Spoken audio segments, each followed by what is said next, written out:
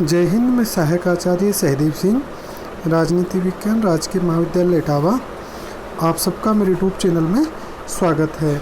आज हम अध्ययन करेंगे हॉब्स का, पाश्चात्य राजनीतिक विचारक हॉब्स। इससे पूर्व हमने मैकियावेली पढ़ा था। तो हॉब्स का समय 1588 से 1679 ईस्वी तक रहा है। देखते हैं हम हॉब्स के समय में इंग्लैंड की क्या दशा थी, यूरोप की क्या दशा थी और उस समय वो दौर कैसा था, ये अध्ययन हम करते हैं। देखिए, हॉब्स का जन्म 1588 ईस्वी में हुआ था। उस समय जो पॉलिटिकल कंडीशन थी इंग्लैंड में, उस समय राजतंत्र और संसद के मध्य संघर्ष हो रहा था। तो कुछ ग्रुप, कुछ समूह संसद के साथ थे, जैसे सामंत, व्यापारी और धार्मिक पदाधिकारी। और वहाँ 1649 ईस्वी में राजा को मार दिया गया था। 1649 से 1660 तक वहाँ पर अराजकता का बड़ा माहौल था। स्पेन ने इंग्लैंड पर हमला कर दिया और उस हमले में हॉब्स की माँ मरते मरते बची। उसी समय हॉब्स पैदा हुआ, बड़ी प्रीमेच्योर पैदा हुआ। इसलिए उसने कहा कि मैं और भय दोनों जुड़वा पैदा हुए थे। तो हॉब्स के चिंतन का उद्देश्य शक्तिशाली राजा था। उधर दूसरी ओर क्या हो रहा था? दूसरी ओर माहौल था, यूरोप और इंग्लैंड में बड़ी वैज्ञानिक क्रांतियाँ हो रही थी, क्योंकि इससे पूर्व धर्म का युग था और बड़ा अंधकार का युग था। अब यहाँ धीरे धीरे वैज्ञानिक क्रांतियाँ होने लगी। गैलीलियो का टाइम था तो उसने लॉ ऑफ मोशन दिया, न्यूटन ने गुरुत्वाकर्षण के नियम दिए, और जब फिजिक्स की बातें हो रही थी तो ये फिजिक्स के से बड़ा प्रभावित हुआ और इसने फिजिक्स और राजनीति विज्ञान का अध्ययन फिजिक्स के आधार पर करने का प्रयास किया। अब देखिए, विज्ञान में और उस समय के दौर में क्या अंतर था। देखिए, विज्ञान कहता है कि जो है दुनिया तो अणु से मिलकर बनी है, और धर्म क्या कहता है, दुनिया तो परमात्मा ने बनाई है। और उसी समय क्या संयोग था, जब ये बातें हॉब्स कर रहा था, या हॉब फिजिक्स से प्रभावित था, राजनीति विज्ञान का अध्ययन फिजिक्स के आधार पर कर रहा था, उस समय प्लेग फैल गया था। और प्लेग फैल गया था तो वहाँ के चर्च ने कहा कि प्लेग इसलिए फैला है क्योंकि यहाँ पर एक दुरात्मा पैदा हो गया है। वो दुरात्मा कौन है? वो हॉब्स था। क्योंकि हॉब्स क्या कर रहा था कि हॉब्स पॉलिटिकल और फिजिक्स का रिलेशन बता रहा था। वो ऐसी बातें कर रहा था जिससे ईश्वर नाराज़ हो गया है। तो वहाँ पर ये प्रथा थी कि जो कोई ईश्वर के खिलाफ या धर्म के खिलाफ बोलेगा उसको जिंदा जला दिया जाए। वहाँ पे क्रूसेड चलते थे, जो ऐसे आदमियों को दिए जला। तो धर्म की बातों में और विज्ञान की बातों में विरोधाभास होने लगा। कि ब्रूनो ने कहा था कि धरती घूमती है, और बाइबल में भी लिखा है, बाइबल में लिखा था कि सूरज घूमता है। तो इस प्रकार वहाँ एक विरोधाभास था।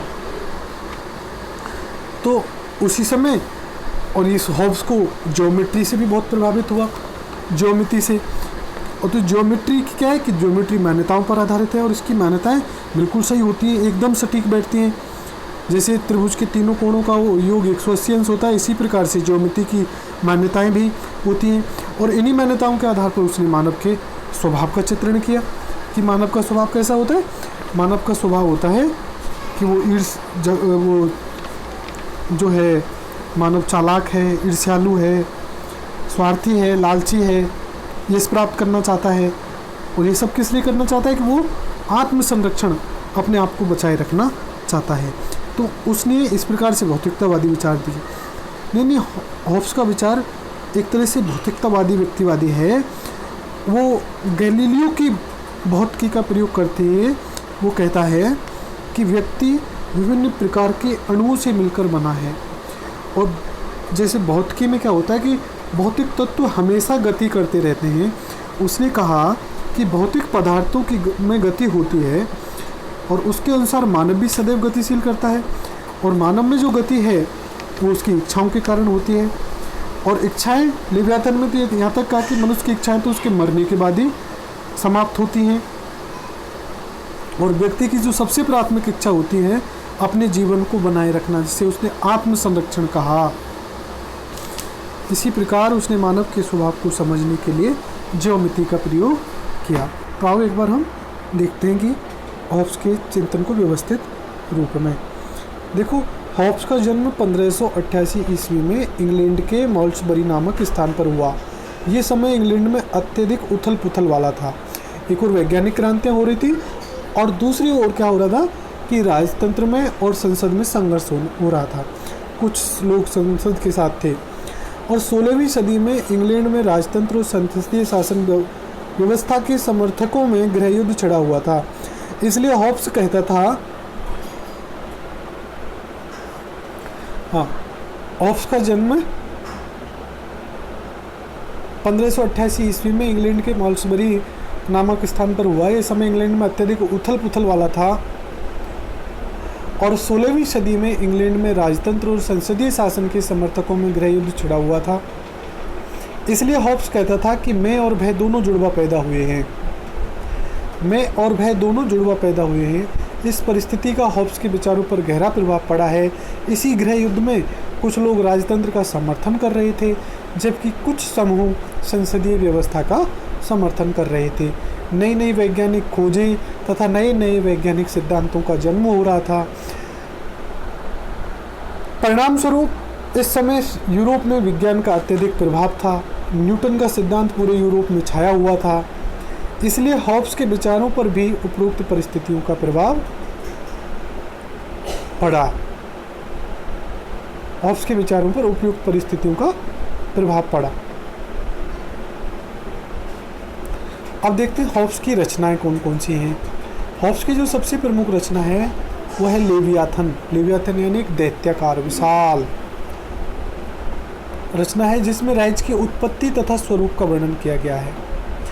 और माइकल ऑक्सफोर्ड ने तो के अनुसार तो अंग्रेजी भाषा में दी लेवियाथन राजनीतिक दर्शन की सर्वश्रेष्ठ रचना और संभवतः एकमात्र रचना है।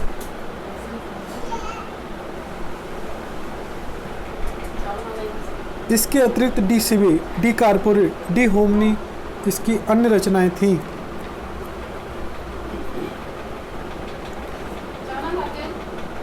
अध्ययन पद्धति, इसकी अध्ययन पद्धति में भौतिकी, ज्योमेट्री और मनोविज्ञान का प्रयोग हुआ।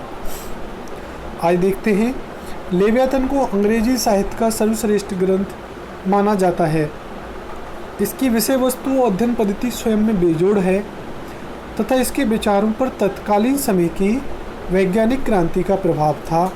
वह गैलीलियो की गति के नियम तथा यूक्लिड की ज्योमेट्री से अत्यधिक प्रभावित था। उन्होंने राजनीति विज्ञान का अध्ययन इतिहास व दर्शन के बजाय भौतिकी, ज्योमेट्री व मनोविज्ञान की सहायता से करने का प्रयत्न किया। भौतिकी से क्या माना उसने कि जैसे संसार का निर्माण अणुओं से मिलकर, जगत का निर्माण अणुओं से मिलकर होता है, इसे व्यक्ति का निर्माण भी अणुओं से मिलकर हुआ है। और अणुओं में गति होती है, इसलिए व्यक्ति में भी गति है। और जो व्यक्ति में गति है वो किससे है? इच्छाओं से है। यहाँ उसने मनोविज्ञान का प्रयोग किया। और जब मानव स्वभाव के बारे में बताता है तो वो ज्योमेट्री का प्रयोग करता है। तो जो यूक्लिड ज्योमेट्री जब कहता है कि मानव कैसा है, मानव लालची है, मानव स्वार्थी है, तो वो ज्योमेट्री का प्रयोग करता है। क्योंकि ज्योमेट्री के जो परिणाम हैं वो सटीक होते हैं, उसकी मान्यताएं एकदम सटीक बैठती हैं। आगे हॉब्स के विचारों में भौतिकतावाद। आइए हम देखते हैं कि हॉब्स के विचारों में भौतिकतावाद क्या है। हॉब्स के विचार भौतिकतावादी हैं। हॉब्स के अनुसार प्रत्येक वस्तु का निर्माण भौतिक वस्तुओं से हुआ है, भौतिक अणुओं से मिलकर हुआ है। संसार की प्रत्येक वस्तु कैसी है? भौतिक है। इनका प्रसिद्ध कथन है कि मानव भी इन्हीं भौतिक वस्तुओं का समुच्चय है। मानव भी इन्हीं भौतिक वस्तुओं का समुच्चय है। इनके अनुसार ये भौतिक अणु सदैव गतिशील होते हैं और निरंतर एक दूसरे से टकराते रहते हैं। व्यक्ति भी भौतिक है जिनमें ये गति पाई जाती है और व्यक्ति में गति उनकी इच्छाओं के कारण होती है। व्यक्ति में गति उनकी इच्छाओं के कारण होती है। यहाँ उसने मनोविज्ञान का प्रयोग किया। मनोवैज्ञानिक आधार पर उसने कहा कि इच्छाओं के कारण व्यक्ति आजीवन गतिशील होता है। लेवियाथन में उसकी प्रसिद्ध पंक्तियाँ हैं कि मनुष्य की इच्छाएं केवल मृत्यु के बाद ही समाप्त होती हैं। क्या कहा उसने लेवियाथन में? कि मनुष्य की इच्छाएं केवल मृत्यु के बाद ही समाप्त होती हैं। व्यक्ति का निश्चित उद्देश्य है, जिसका सबसे बड़ा व्यक्ति का निश्चित उद्देश्य होते हैं, जिसका सबसे बड़ा उद्देश्य है आत्मसंरक्षण, यानी अपने आप को बनाए रखने। और वह आत्मसंरक्षण के लिए अधिकाधिक यश, अधिकाधिक यश, शक्ति, यश, कीर्ति प्राप्त करने के लिए प्रयत्नशील होता है। ये सब आत्म संरक्षण के कारण करता है। तो आज हमने पढ़ा कि उसका हॉब्स का जन्म कब हुआ था, कहाँ हुआ था, और उसके समय में इंग्लैंड और यूरोप की स्थिति क्या थी, और उसकी जो अध्ययन पद्धति है वो कैसी है, किस किस चीज़ का प्रभाव है, जैसे भौतिकी का प्रभाव है, मनोविज्ञान का प्रभाव है, ज्योमेट्री का प्रभाव है। अब इन विषयों के प्रभाव से उसने मानव को कैसे चित्रित किया, उसके समय इंग्लैंड में क्या स्थिति थी, यूरोप में क्या स्थिति थी।